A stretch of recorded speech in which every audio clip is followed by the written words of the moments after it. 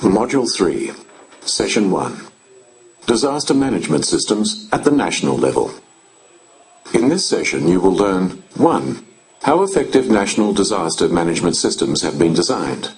2. How key players have been incorporated into national DRM systems. 3. The role of the National Platform for Disaster Risk Reduction. Drawing from country experiences and recommendations from policymakers involved in national systems, some key guidelines for effective disaster management emerge. First, a national system should rely on an explicit disaster strategy. An appropriate national disaster strategy should take into account physical, social, economic, and institutional vulnerability, often exacerbated by such factors as overstressed urban infrastructure, poverty, overuse of the environment, etc., in order to analyze who and what is at risk, and should therefore be closely integrated with national policies for development, environmental protection, and poverty relief. For example, land ownership impacts both the location and quality of housing for the poor. The vulnerability of the poor to disaster losses is directly related to land use and housing issues. The strategy should contain concrete action plans and continual supervision.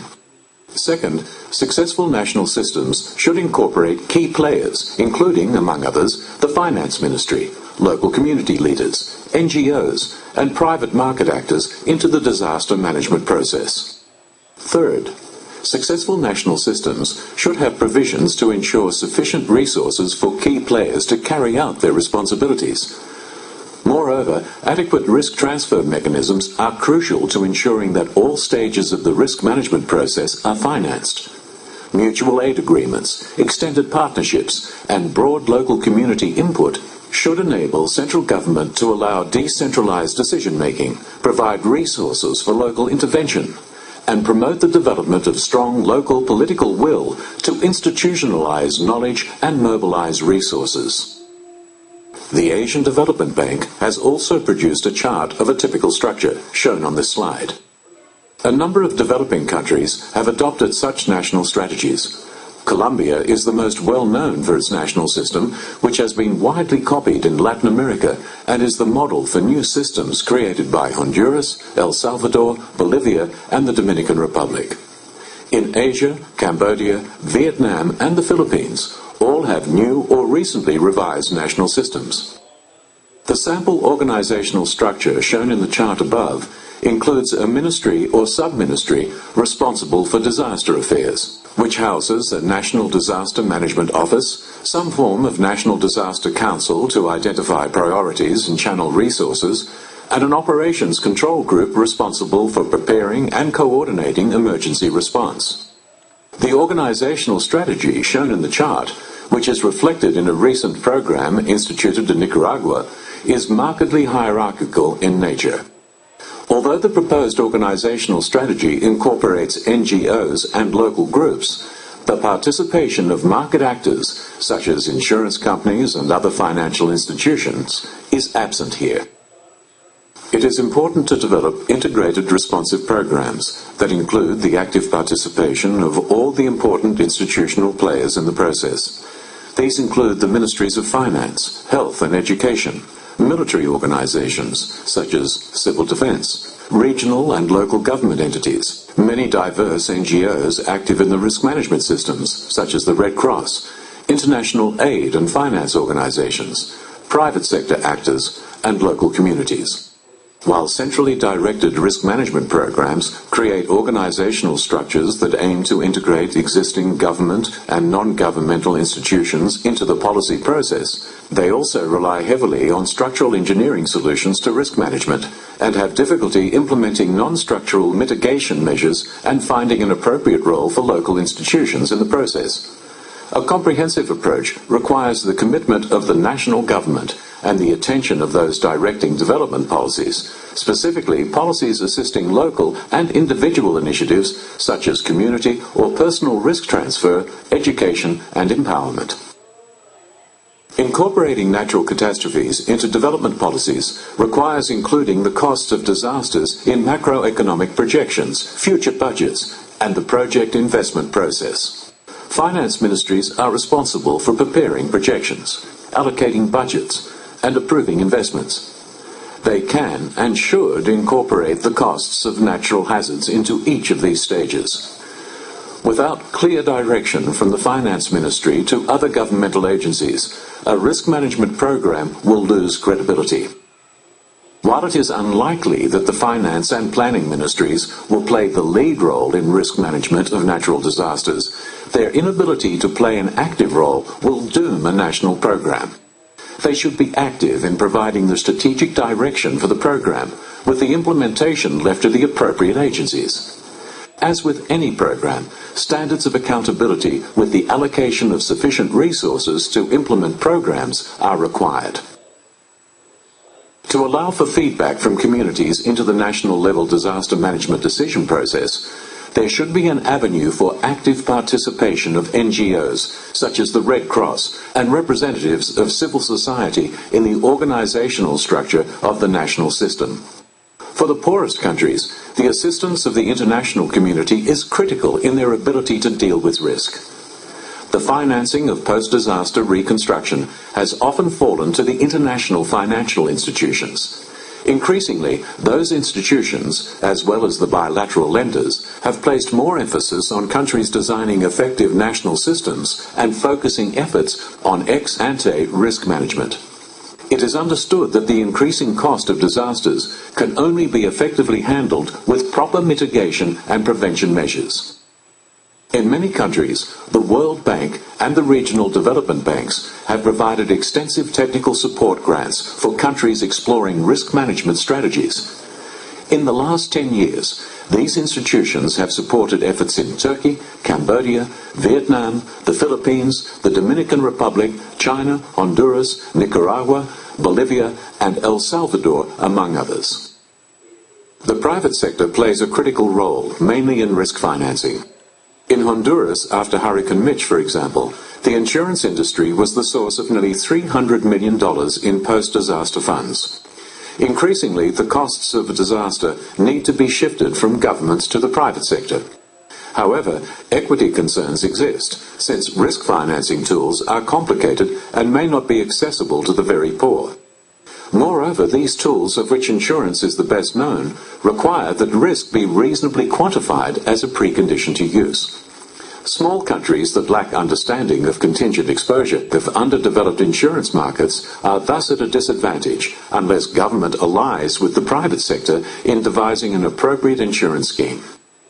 Civil protection organizations are often lead players in response efforts. For example, the Italian Civil Protection was the first player during L'Aquila earthquake in 2010. Military organizations also play a key role, though this is controversial. In Bolivia, for example, the government has actively distanced the role of the military in response activity, concerned that response funds from either NGOs or bilateral aid may be limited if it is perceived to be directed to the military. The Hyogo Framework for Action emphasizes the importance of setting up national platforms with designated responsibilities at national and local level. A national platform for disaster risk reduction is a nationally owned and nationally led forum or committee for advocacy, coordination, analysis, and advice on disaster risk reduction, DRR. Ideally, a national platform is comprised of the full range of stakeholders concerned with disaster risk reduction, harnessing their combined potential to build resilience to disasters. Following the provisions of the HFA, a national platform should be the coordination mechanism for mainstreaming disaster risk reduction into development policies, planning, and programs. As such, they should cover all issues and sectors related to disaster risk reduction, including agriculture, community development, education, energy, environment, financing for development, housing, infrastructure, planning, science and technology, and water and sanitation. The following slides will present two important examples of national platforms for DRR from Latin America. Colombia is a disaster-prone country due to its physical characteristics and concentration of economic activity in the country's mountainous areas. Risk management in Colombia is a complex issue, given the high rate of migration to urban areas, which is partly motivated by the internal conflict. It is thus necessary to take a community-based approach to risk management, based on capacity development at town and district levels. The National Platform for Disaster Risk Reduction in Colombia is called the National System for Disaster Prevention and Response, SNPAD. It was created in 1988 by Law 46, which was passed in the aftermath of the 1985 volcanic eruption of the Nevado del Ruiz. This event generated lava flows, landslides, and turned into a major disaster, killing 25,000 people in the town of Armero. Learning lessons from this catastrophe, the new law's main purpose was to define responsibilities and functions of all stakeholders involved in disaster risk reduction, management, reconstruction, and recovery issues, that is, public, private, and community-based organizations. The disaster management system was built up following a decentralization process.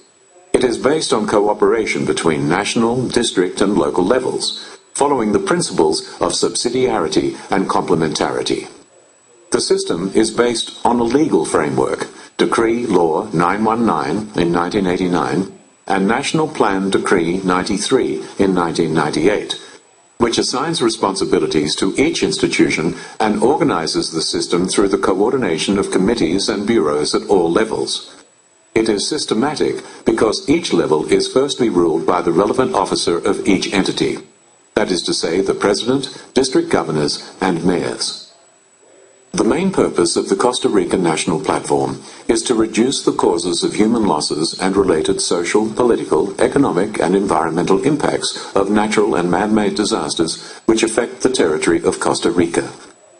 To achieve this overall goal, in 2007, the National Commission for Emergency, CNE, developed an institutional 4-year plan to implement the national system and make it work efficiently, following a joint work approach to disaster risk management.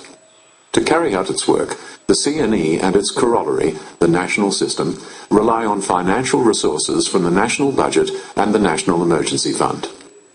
10% of the CNE's work is thus financed by the national budget, while 90% is covered by the fund. Additional resources come from donors and international cooperation programs. Among the many activities that the government of Costa Rica had put in place, the following stands out as best practice. Every state institution has to mainstream risk management issues within its planning process, meaning dedicated resources for implementing disaster risk reduction activities. They must also participate in the coordinating bodies of the national system. Sector and institutional plans have to reflect the guiding principles related to disaster risk management. Also, every institution has to work with the Institutional Emergency Committee and appoint representatives for the coordinating bodies convened by the CNE. Positive experience with the National Emergency Fund demonstrates also the added value of having a separate financing mechanism for disaster risk management. To have the Emergency Fund as a distinct funding source for disaster risk management has been useful for more easily mobilizing and allocating resources. The case of Costa Rica shows that strong political commitment is necessary to sustain such a disaster risk financing system. The country's objectives of disaster prevention and response would not have been achieved without resources from the Emergency Fund. This system would not exist without a strong commitment from stakeholders and decision makers. Overall, the Costa Rican experience shows that both human and financial resources are needed to carry out disaster risk reduction. From this session, you learned that 1. Effective national disaster management systems integrate key players and have an explicit national disaster strategy to assure sufficient resources. 2. The main role of the National Platform for Disaster Risk Reduction is coordination. 3. From the case studies, you learned that strong political commitment, safe and effective access to finance, and participation of all stakeholders are necessary. Text based on Catherine Kellman, Institutional Arrangements and Organizational Structures of Disaster Management Systems. WBI e-learning course 2003. UN-ISDR. Towards National Resilience, Good Practice of National Platforms for Disaster Risk Reduction 2008.